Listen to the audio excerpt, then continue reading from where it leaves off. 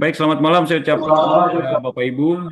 Assalamualaikum warahmatullahi wabarakatuh. Selamat malam. Terima kasih atas undangan yang disampaikan dan kehadiran Bapak Ibu mengikuti uji publik atau diskusi publik dari kelompok 4. Kami perkenalkan narasumber hari ini atau malam ini adalah dari KKI Warsi atas nama Iqbal Arif Siregar. Patut kita bersyukur karena pada malam hari ini kita dikasih kesempatan untuk bersama-sama mengadakan diskusi publik terkhusus untuk kelompok 4. Dan materi akan disampaikan oleh Pak Siregar. Namun sebelumnya kita tampilkan dulu slide-nya.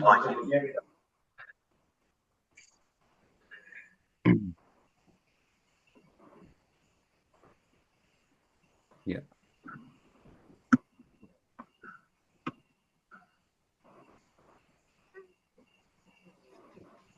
Oke, kami akan perkenalkan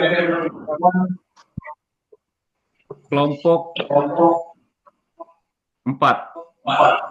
Yang pertama yaitu Batok Bek, yang kedua Libut Garing, yang ketiga adalah Edom Arum, yang keempat adalah Jeffrey Disembuli, yang kelima Lawai Garing, 6 Kule Jesli, 7 Jem, 8 Nelson Bilu, dan 9 Demetrius Ihak. Nah, kelompok 4 ingin mengangkat diskusi publik mengenai efektivitas kebijakan pemerintah daerah dalam perlindungan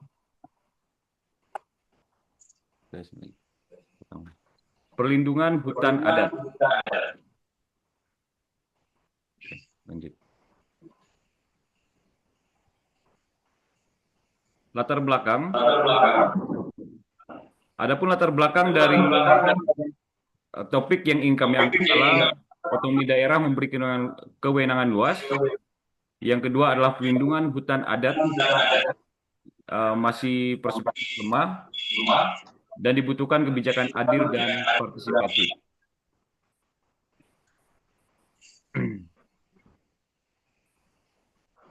Lanjut ke rumusan masalah. Bagaimanakah kebijakan kita? Yang kedua, apakah dengan Undang-Undang 23 2014 dan Undang-Undang 32 2009? Yang ketiga, apakah tantangannya? Oke, lanjut. Tujuan diskusi. Adapun tujuan diskusi kita pada malam hari ini adalah menganalisis kebijakan daerah. Yang kedua, mengidentifikasi kesenjangan.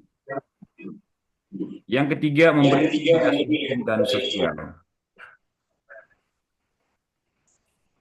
Nah, narasumber eksternal kita adalah KKI dan peserta mahasiswa, dosen, dan teman-teman dari kelompok lain.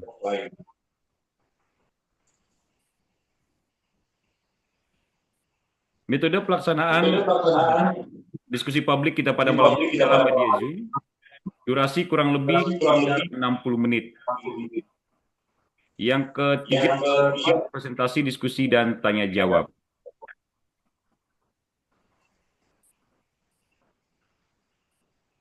Hasil yang diharapkan daripada diskusi nanti, di mana dapat pemahaman kritis.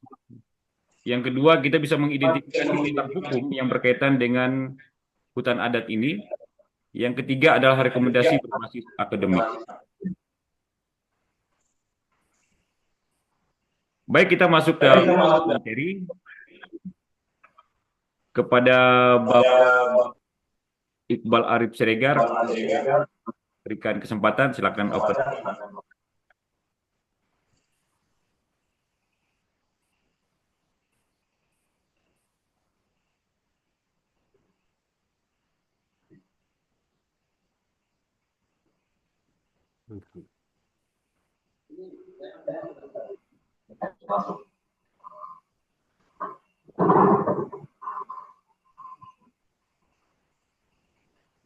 Baik, selamat malam Bapak sekalian.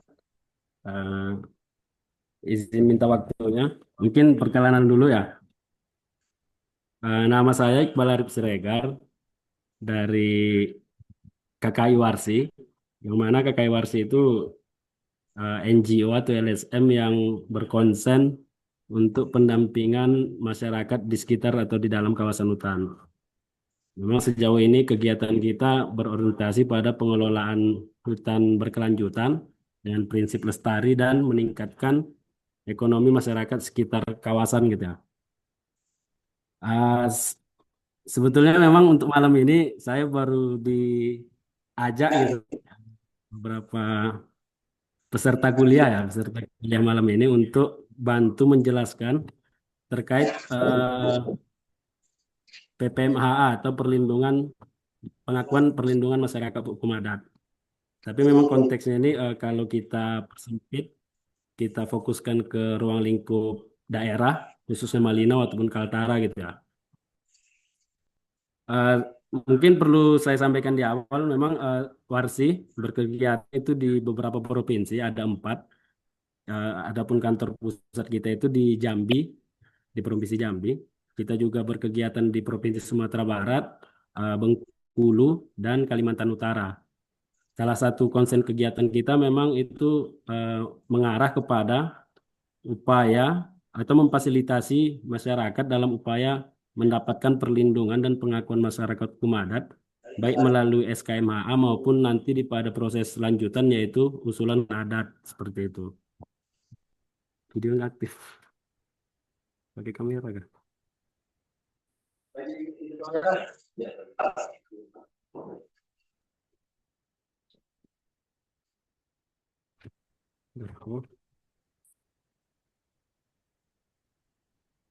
Oke, saya lanjut, Bapak-bapak sekalian. Mungkin untuk di malam hari ini saya akan coba bantu jelaskan. Eh, yang pertama itu terkait apa yang dimaksud dengan upaya perlindungan masyarakat hukum adat.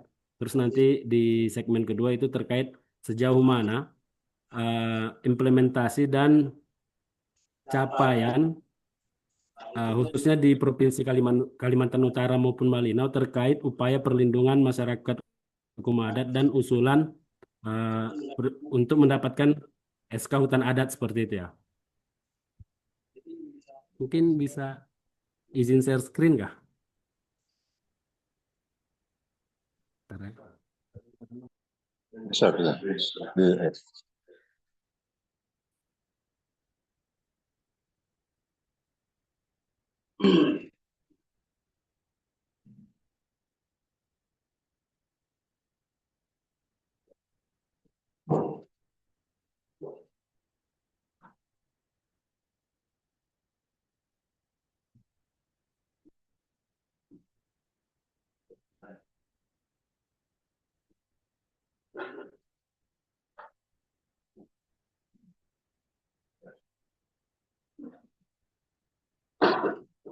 Oke, baik Bapak-bapak sekalian, mungkin saya akan coba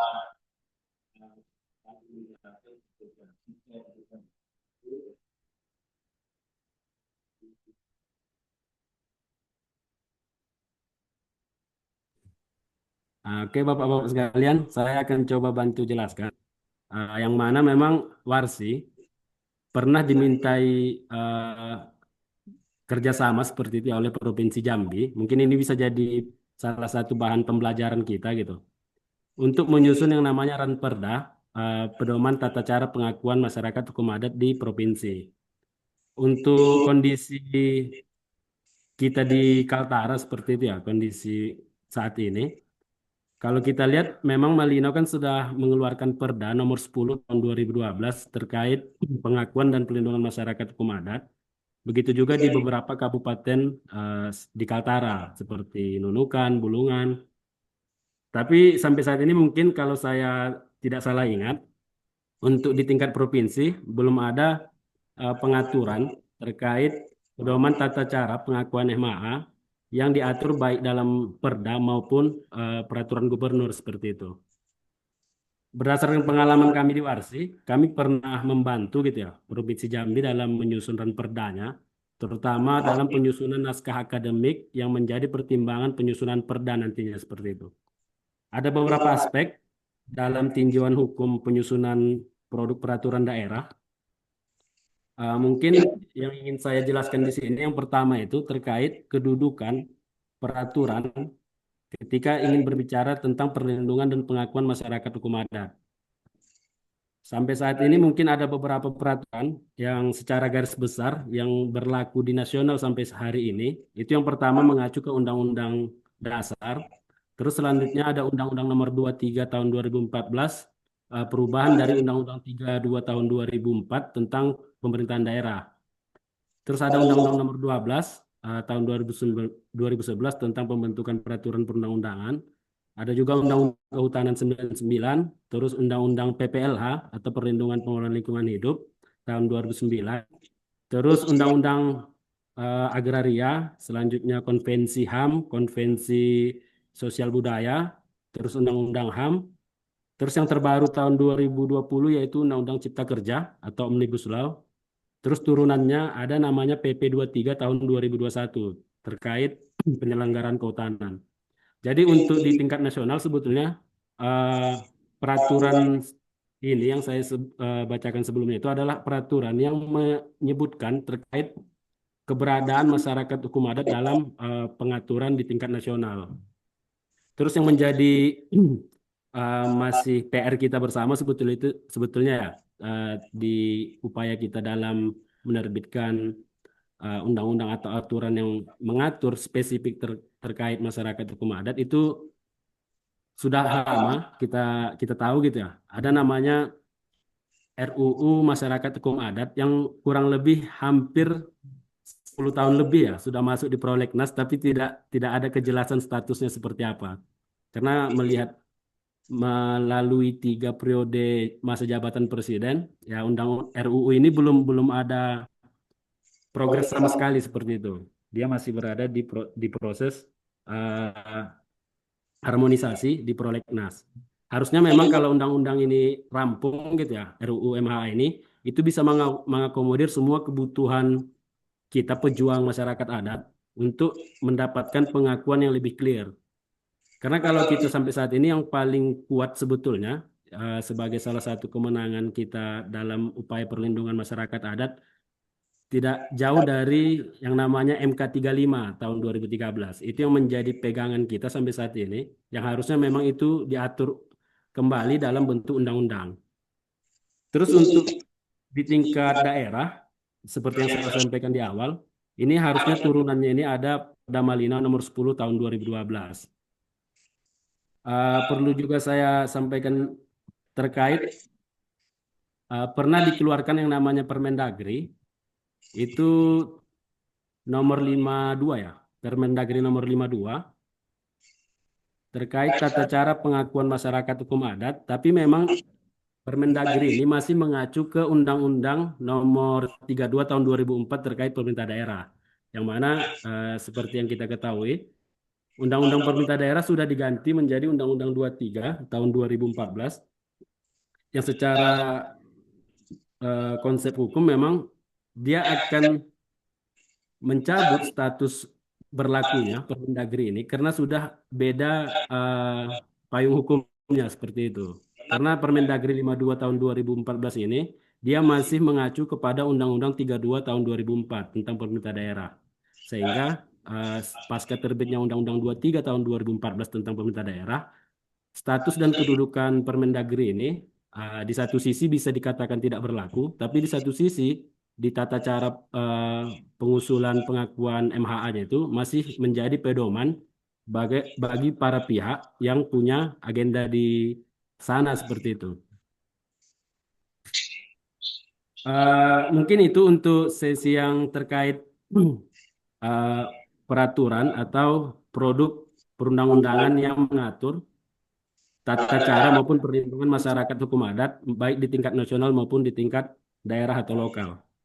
Mungkin selanjutnya saya akan coba jelaskan terkait capaian Kalimantan Utara, khususnya Kabupaten Malinau, di dalam upaya pengakuan atau pemberian hak kepada masyarakat adat melalui skema perhutanan sosial yaitu skema hutan adat. Saya ini saya screenin stop ya. Bentar.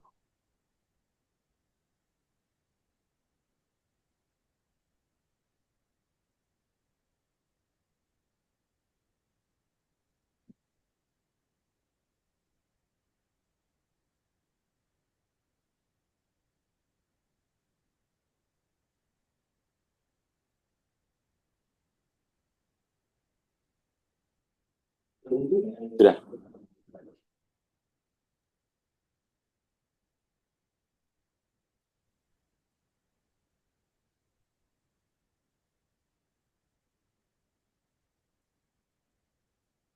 Baik Bapak sekalian, mungkin saya akan coba paparkan terkait hutan adat yang memang hutan adat ini dia tidak terlepas dari yang namanya program perhutanan sosial seperti itu ya. Yang mana perhutanan sosial ini adalah salah satu program yang dicanangkan oleh pemerintah dalam upaya memberikan pengakuan kepada masyarakat yang telah mengelola hutan di sekitar tempat tinggalnya ataupun hutan yang selama ini mereka manfaatkan untuk kebutuhan hidup seperti itu ya. Yang mana perhutanan sosial ini telah masuk dalam RPJMN nasional. Kalau tidak salah sudah 3 periode presiden sampai dengan pemerintahan presiden saat ini di tahun 2014 ya kalau tidak salah sudah masuk RPJMN. Terus kalau kita turunkan lagi ruang lingkupnya ke tingkat provinsi, di Kaltara sendiri perhutanan sosial ini sudah diatur melalui peraturan gubernur nomor 43 tahun 2023. Yang mana ini peraturan gubernur terbaru karena sebelumnya juga pernah dikeluarkan peraturan gubernur tahun 2019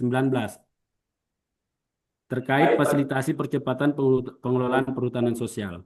Jadi perlu sama-sama kita ketahui, hutan adat merupakan salah satu skema dari 5 skema perhutanan sosial yang dicanangkan oleh pemerintah seperti itu ya. Sedangkan kita di Kaltara sudah menjadikan ini menjadi pergub dan juga masuk dalam RPJMD daerah dan juga menjadi Renstra atau rencana strategis Dinas Kehutanan Kaltara. Terus yang diatur dalam pergub ini ada beberapa bagian, terutama dalam upaya percepatan pemberian izin perhutanan sosial itu melibatkan peran perangkat daerah yang dijabarkan secara rinci per masing-masing kedinasan seperti itu. Itu pergubnya mungkin bisa kita searching di Google seperti itu ya. Mungkin saya nanti bisa share juga pergubnya. Ini beberapa lampirannya terkait peran dan fungsi perangkat daerah. Tadi itu. Terus pergub ini juga sebagai landasan pembentukan yang namanya Pokja PPS. Ada namanya kelompok kerja percepatan perhutanan sosial yang terdiri dari lintas institusi, ada lintas OPD pemerintahan provinsi maupun badan-badan seperti itu ya. Terus ada NGO, ada private sector dan juga ada akademisi seperti UBT dan Unikal. Yang mana Warsi sendiri masuk ke dalam keanggotaan Pokja PPS Kaltara dan juga menyusun yang namanya peta kerja atau roadmap untuk percepatan pemberian izin dan pengelolaan pasca izin perhutanan sosial. Berikut merupakan data-data capaian perhutanan sosial yang ada di Kalimantan Utara. Sampai saat ini, Kaltara telah menargetkan luasan perhutanan sosial itu seluas 258.776 hektar yang dituangkan dalam RPJMD Provinsi dan Renstra Dinas Kehutanan Kaltara seperti itu. Adapun capaiannya itu kurang lebih ada sekitar 46% yang seluas 120.000 hektar kurang lebih dari target 208.000 dengan rincian sebagai berikut per tahunnya. Itu ada capaian per tahun dan juga ada capaian berdasarkan skema seperti itu ya. Seperti yang kita lihat, targetnya itu di tahun 2026 bisa memenuhi target 100% untuk luasan 258.000. Dengan rincian skema itu saat ini sudah ada 37 hutan desa se-Kalimantan Utara, juga ada 16 hutan kemasyarakatan, ada 34 izin SK hutan tanaman rakyat, ada 1 kemitraan konservasi dengan Balai Taman Nasional Kayan Mentarang, dan kemitraan kehutanan ada 5. Sedangkan untuk capaian hutan adat, dia belum ada satupun SK hutan adat yang diterbitkan oleh kementerian di Kalimantan Utara. Ini untuk sebaran capaian perhutanan sosial se-Kalimantan Utara beserta luasannya. Terus kalau kita bicara hutan adat, kita tidak bisa terlepas dari yang namanya SK MHA yang diterbitkan oleh pemerintah daerah kabupaten untuk ruang lingkup Provinsi Kalimantan Utara sampai dengan Agustus 2024 itu sudah ada 16 SK masyarakat hukum adat yang dikeluarkan oleh pemerintah kabupaten. Dengan rincian Malinau itu ada 9, Nunukan itu ada 6, Tarakan tidak ada dan KTT, terus yang terakhir itu Bulungan ada 1 SKMAA. Sebetulnya ada tambahan untuk Malinau. Malinau itu sudah ada 10 SKMAA karena yang terakhir keluar itu adalah SKMHA Dayak Tenggalan di Desa Belayan yang Warsi juga bantu fasilitasi per April 2025 yang dikeluarkan oleh Bupati Malinau. Untuk total luasan yang diakomodir dalam SKMHA-nya sebagai wilayah adat itu ada 1.188.000 hektar yang menjadi wilayah adat se-Kalimantan Utara. Terus perkembangan dari pasca terbitnya SKMHA itu menjadi salah satu dokumen yang tidak terpisah ketika mau dilakukan usulan hutan adat ke kementerian. Tapi sebelumnya ini untuk detail tahun terbit SK dan luas wilayah adatnya serta nama masyarakat hukum adat yang mendapatkan SK. Itu ada 16, 17 sampai hari ini karena ada tambahan tadi di Belayan, Dayak Tenggalan. Terus ini untuk proses usulan hutan adat yang telah dimasukkan ke kementerian melalui pemerintah daerah ataupun pendamping, baik pendamping dari pemerintah maupun pendamping dari eksternal seperti Warsi seperti itu. Itu kalau saya perlihatkan itu sebetulnya usulan yang masuk itu baru ada 25% dari 16, yang kurang lebih ada 3. Ada 3 masyarakat hukum adat yang sudah diusulkan ke menteri untuk permohonan hutan adatnya. Seperti yang di diagram Venn ini, diagram di samping. Sedangkan 75% itu belum diusulkan. Ini berdasarkan laporan dari Dinas Kehutanan Kalimantan Utara. Itu ada 3. Mungkin untuk rinciannya saya belum tahu nih, apakah yang 3 ini yang mana yang sudah dimasukkan ke kementerian. Tapi hemat saya itu ada beberapa yang sudah masuk ke kementerian. Salah satunya itu ada Punan Adiyu, Sembuak Warot, terus ada Long Ranau, juga ada Pujungan dan Bahulu. Pak Kinaya juga setahu saya itu sudah masuk ke kementerian untuk usulan hutan adatnya. Saya tidak dapatkan informasi update di kabupaten lain, sedangkan itu MHA yang sudah didapatkan di Kabupaten Malinau dan dilanjutkan untuk proses usulan hutan adat. Mungkin itu Bapak-Bapak sekalian untuk pemaparannya terkait pertama kedudukan dan peranan peraturan daerah di tingkat provinsi maupun kabupaten. Terus yang kedua itu terkait capaian realisasi hutan adat di Kalimantan Utara. Mungkin sekian yang bisa kami sampaikan. Apabila ada yang salah kata, kami mohon maaf. Saya kembalikan ke Pak Jeffrey.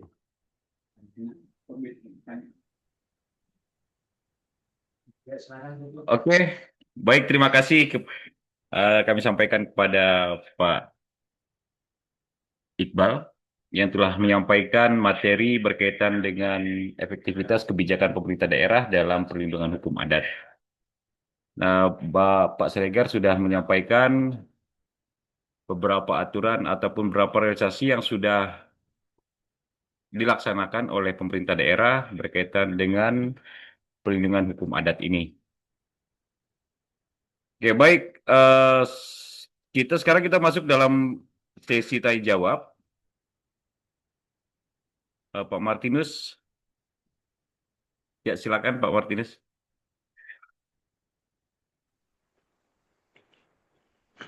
Ya, terima kasih. Selamat malam untuk kita semua. Jadi, menyimak apa yang disampaikan oleh Pak Serigar tadi ya? Iya, betul, Pak. Ya, oke.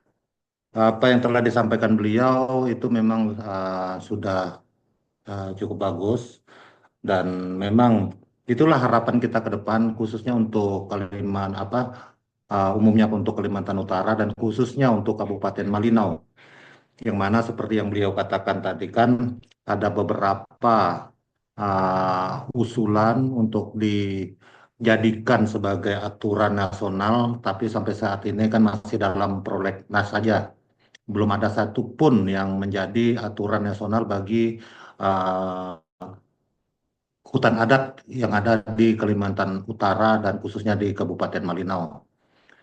Nah, yang ingin saya tanyakan di situ, bagaimana cara dari Warsi untuk agar itu bisa dijadikan sebuah aturan nasional dalam mengatur dan apa namanya undang-undang yang mengatur tentang hutan adat yang ada di Kabupaten Malinau. Karena kalau kita lihat ke depan, ini kan kita Kabupaten Malinau ini kan dia adalah kabupaten berbatasan langsung dengan negara tetangga Malaysia. Jika itu tidak diakui secara nasional atau secara apa namanya di negara kita, saya khawatirnya nanti itu akan berdampak kepada apa hutan kita akan dirambah oleh negara lain, yaitu tetangga kita. Nah, itu yang pertama. Yang kedua yang ingin saya tanyakan, kalau kita lihat daripada uh, hutan yang ada di Kalimantan Timur ini, khususnya yang akan semua di Kalimantan Utara, khususnya di Kabupaten Malinau, itu kebanyakan itu kan masuk di dalam TNKM, yaitu Taman Nasional Kayan Mentarang. Ya, contoh di daerah Apokayan, khususnya di Data Dian, itu boleh dikatakan tiang rumah mereka sebelah itu masuk di dalam hutan TNKM, sebelahnya itu masuk dalam hutan adat. Nah, bagaimana dengan hal tersebut, yaitu khususnya daripada Warsi, untuk mengatasi hal tersebut? Karena ini, kalau menurut hemat saya, itu menunggu bom waktu aja nih, Pak. Kenapa?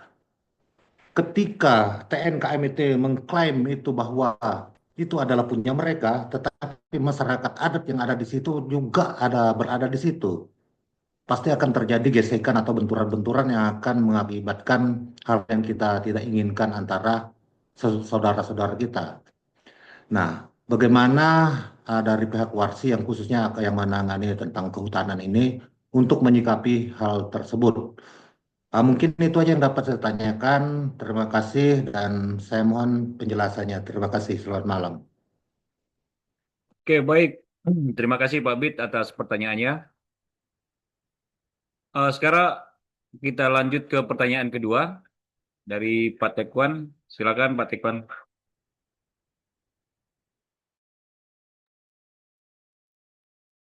Baik, terima kasih semua Bapak-Bapak atas waktu yang diberikan. Yang pertama, saya ingin bertanyakan terkait dengan Peraturan Daerah Nomor 10 Tahun 2012 tentang perlindungan hutan, adat khususnya di Kabupaten Malinau. Yang saya dengar dari paparan narasumber bahwa ada beberapa daerah saja di Kabupaten Malinau yang menerbitkan tentang aturan yang melindungi hutan adatnya. Namun ada juga beberapa daerah yang belum diproses atau diterbitkan. Itu mungkin secara luas tadi Saudara Pak Martinus sudah menyampaikan. Yang saya perlu tanyakan di sini, di mana kendala utama Pemda untuk bisa mengurus yang lain? Nah, itu yang pertama. Kemudian, bagaimana perlindungan pemerintah daerah terhadap hutan yang belum diakui sebagai wilayah adat? Itu saja. Terima kasih. Oke, baik. Terima kasih Pak Tekwan. Mungkin dari Pak Siregar ingin menjawab dulu dari pertanyaan Pak Martinez. Setelah itu nanti ditambah sama teman-teman. Ya, silakan.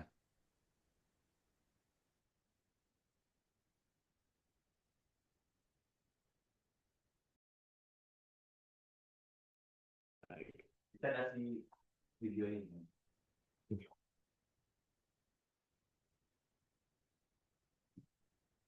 Oke, baik, Bapak-bapak sekalian, saya akan coba bantu menjawab gitu ya sebisanya.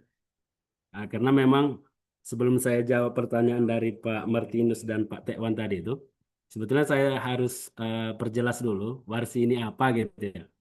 Karena memang nanti khawatirnya kita salah kaprah ke depannya gitu.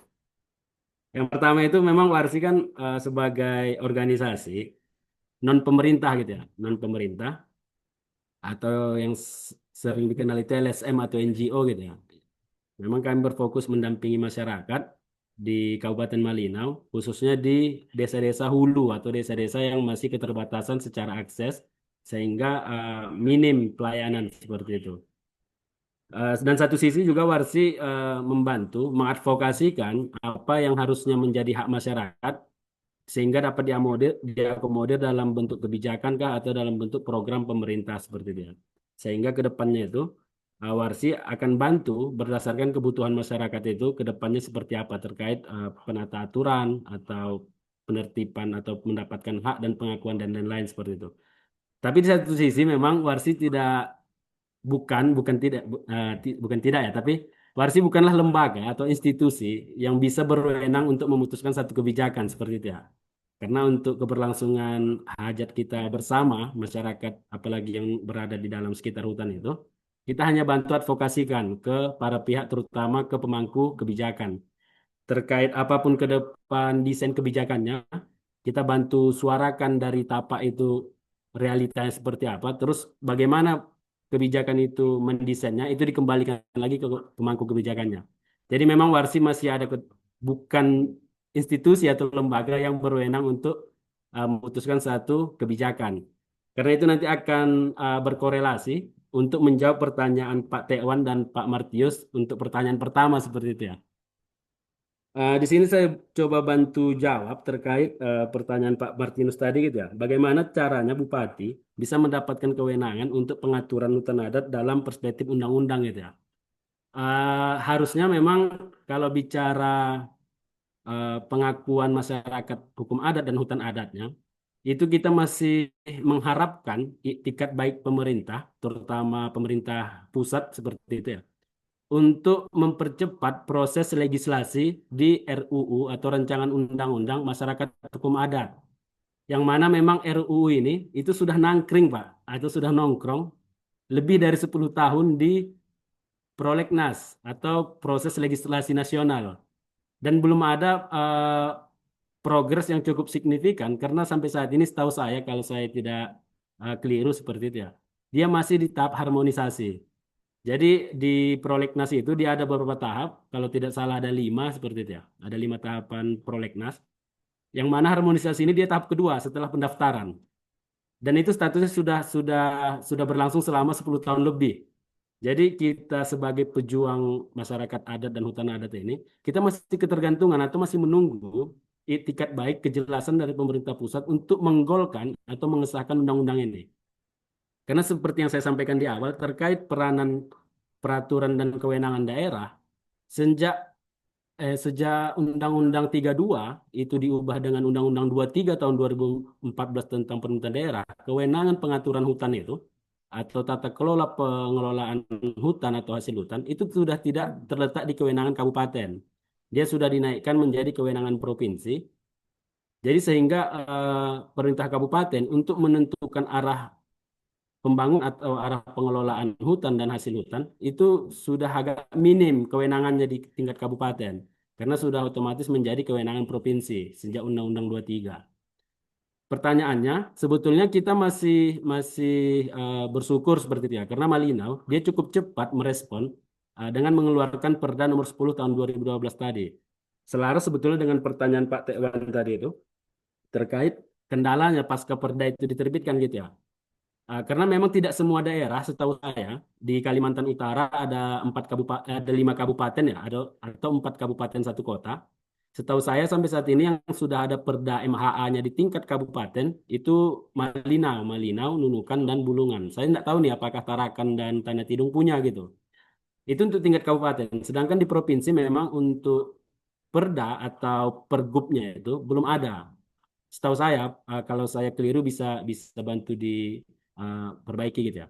Karena untuk di tingkat provinsi itu nanti ketika mengatur apabila masyarakat hukum adat itu dia lintas kabupaten. Karena kewenangan itu dikembalikan ke kewenangan provinsi. Yang harusnya itu sudah bisa diatur ketika perda atau pergub PPMHA-nya diterbitkan atau dibentuk gitu. Terus tadi terkait kewenangannya itu, apakah kabupaten memiliki kewenangan untuk percepatan usulan hutan adat? Sebetulnya iya. Di aspek melengkapi syarat usulan hutan adat, yaitu salah satunya adalah SK pengakuan masyarakat hukum adatnya melalui SK Bupati. Sampai saat ini kan seperti yang saya paparkan tadi di data realisasi capaian itu, memang SK hutan adat di Kalimantan Utara itu masih nol. Tapi kita lihat di SK MHA-nya, SK yang dikeluarkan oleh Bupati, untuk mengakui masyarakat hukum adatnya dan wilayah adatnya itu sudah ada 10 di Malinau. Dan sudah ada 17 kalau kita tarik ke tingkat provinsi. Satu di Bulungan, terus 6 di Nunukan, dan 10 di Malinau. Untuk KTT dan Tarakan itu belum ada. Hanya sebatas itu kita bisa mendorong kewenangan bupati di tingkat kabupaten untuk mempercepat proses usulan penerbitan atau usulan kepada kementerian untuk hutan adat seperti itu ya. Karena juga di SKMH itu juga dicantumkan persoalan atau terkait wilayah adatnya. Kan tadi di data yang saya paparkan tadi ada juga luasan wilayah adat di masing-masing eh, kelompok MHA yang sudah diterbitkan SK-nya seperti itu. Terus untuk Pak Tewan tadi kendalanya di mana sebetulnya? Ya kendalanya itu sebetulnya dari berbagai sisi untuk hutan adat ini seperti itu ya. Jadi pasca kita mendapatkan SKMA-nya di tingkat kabupaten atau ketika komunitas adat itu telah mendapatkan SK pengakuan dari pemerintah daerah kabupaten, proses selanjutnya yang harus kita tempuh itu adalah memasukkan usulan permohonan hutan adat ke kementerian. Nah, di sini nih muncul pertanyaan, di mana sih kendalanya untuk menerbitkan hutan adat itu? Dia dari berbagai lini sebetulnya melihatnya. Yang pertama dari sisi, ini pengalaman kami di Warsi, Bapak-Bapak sekalian ya, yang bisa kami ambil pembelajaran seperti itu ya. Karena kalau kita lihat dari 5 skema perhutanan sosial, hutan adat ini dia lebih kompleks dibanding 4 skema yang lain. Kalau kita kesampingkan juga nanti yang namanya kemitraan konsesi. Kenapa lebih kompleks? Karena pertama